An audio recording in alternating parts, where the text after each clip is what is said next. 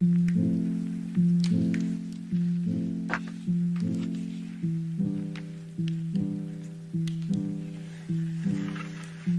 scroll with the beat.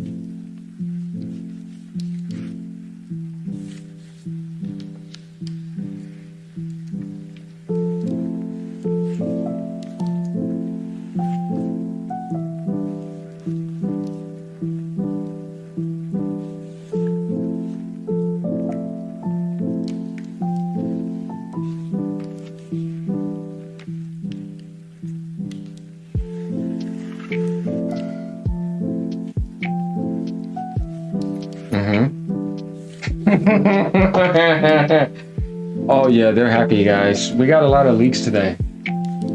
There's a lot to talk about here. And we got some sites. So let's get into it. Moore's Law is Dead posted early leaked PS6 and PS6 handheld specs. There's a site right here. Rumor, leaked PS6 specs reveal affordable, power efficient, next gen console. And you know, they had to throw a little bit of competition in here, right, y'all? And a handheld that would outperform the Switch 2. Oh my God, for real?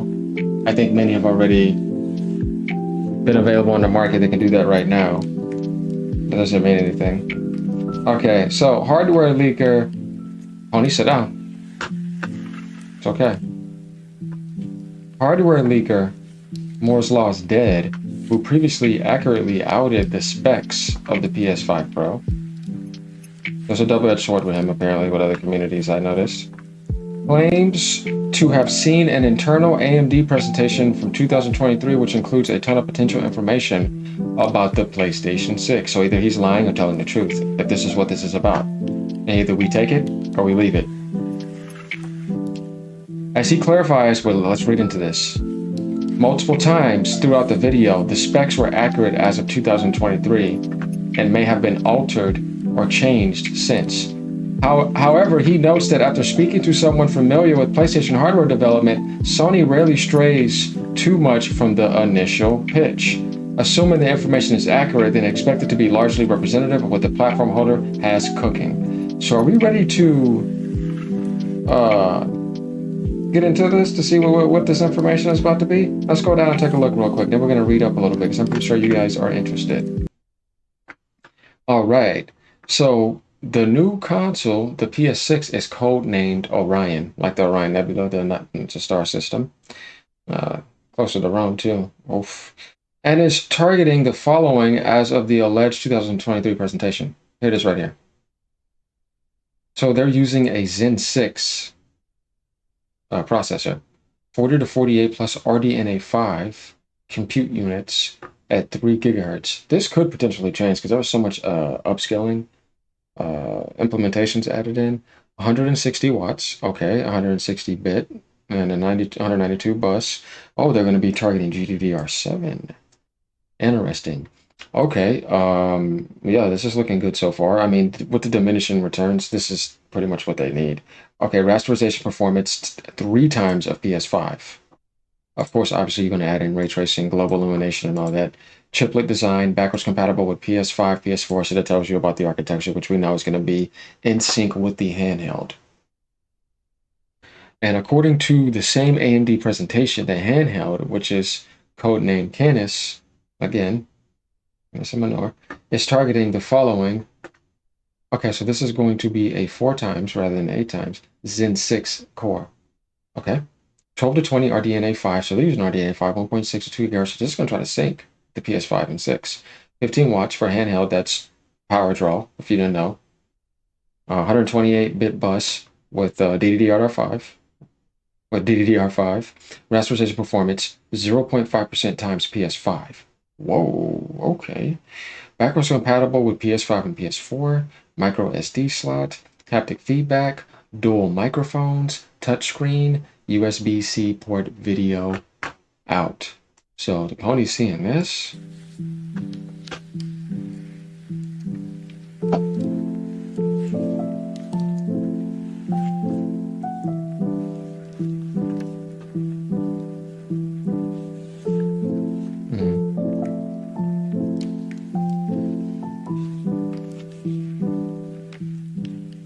Petting a pony right now. Jeffrey Grandma, I know you're watching. Sit down. Better have me some cookies. Y'all don't know. His name is Granda, but you know, I had to put Grandma because you know, it's such a pony. Plus, it's more funny that way. So we're not done here. We got a lot more to get to. Let's continue. All right. There's quite a lot to chew on here from a technological perspective, but if accurate, it gives an idea of the direction Sony is headed for next gen. Affordable, comparatively low power consumption, and efficient. The reality is that we're unlikely to see graphical leaps like PS1 to PS2 ever again. Of course not. That's no way. So cross-gen between PS5 and PS6 is likely to be long. Oh yeah, easily.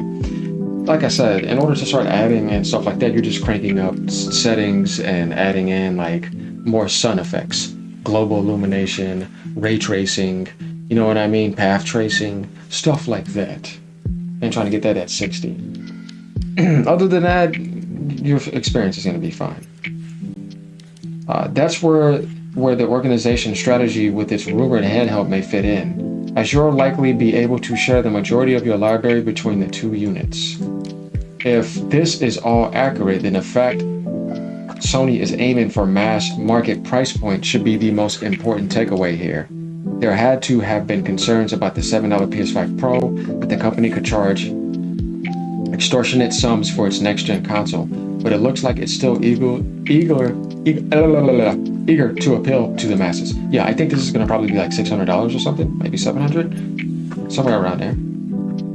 It's good to find that balance. Everything already looks good. That's not what wins.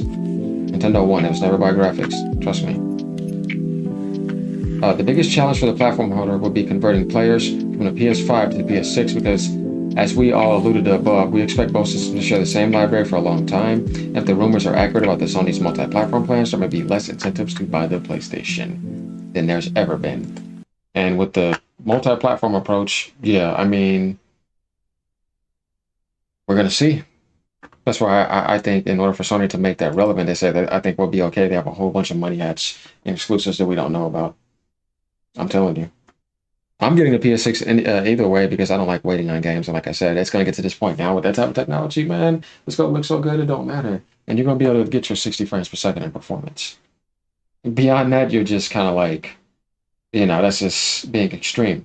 I'm a console pleb, this guy says, not part of a PC master race. Just citing these specs in a vacuum gives me nothing. How do these specs compare to PS5 or PS5 Pro? Give me some context would be helpful. Dude, this guy is definitely blind. Dude, 3 times the rasterization performance of PS5, buddy. GDR7. You see it right there. Zen 6. 3 gigahertz. Base. So yeah, I mean, dude, it's right there. And these guys 23. Oh man, y'all really don't know what's going on, do y'all? That's okay. You can watch my video. I'm here to help out, okay? And to like give you the pony vibes, because you know, when it comes to music, the ponies need that soothing, and you got to remember how sensitive they are.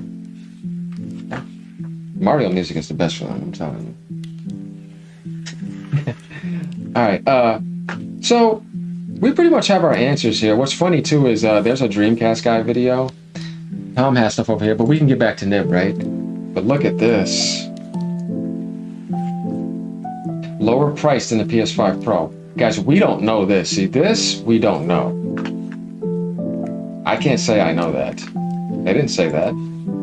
But it could be 600 to 700. That's a possibility. So they're thinking fall 2027 to 2028. I think that's reasonable. I can agree with that. He's skeptical of the PS6 leaks. Not only does he feel 2027 seems far too soon, but the 160 watts TBD, notably lower than the PS5 with 40 to 48 RDNA 5 compute units, is less than the PS5 Pro RDNA 5 instead of RDNA 2.3. With 3 times the rasterization performance of the PS5 Pro is 45%. Seems ambitious, especially for 2027. Yeah. And then we see the change to UDNA. That's why I was saying what I said earlier. Then we see all the like Amethyst projects and so much coming out. I'm not taking this as face value, by the way, guys. Just to let you know. We're just sharing. Because there's a lot of people jumping the gun on this. So I wanted to cover it. So, oh boy, Nib is saying that it's going to be a 5080, so we're doing this again, aren't we? And a 9070 XT? Okay. We're going to hold him for that. All right.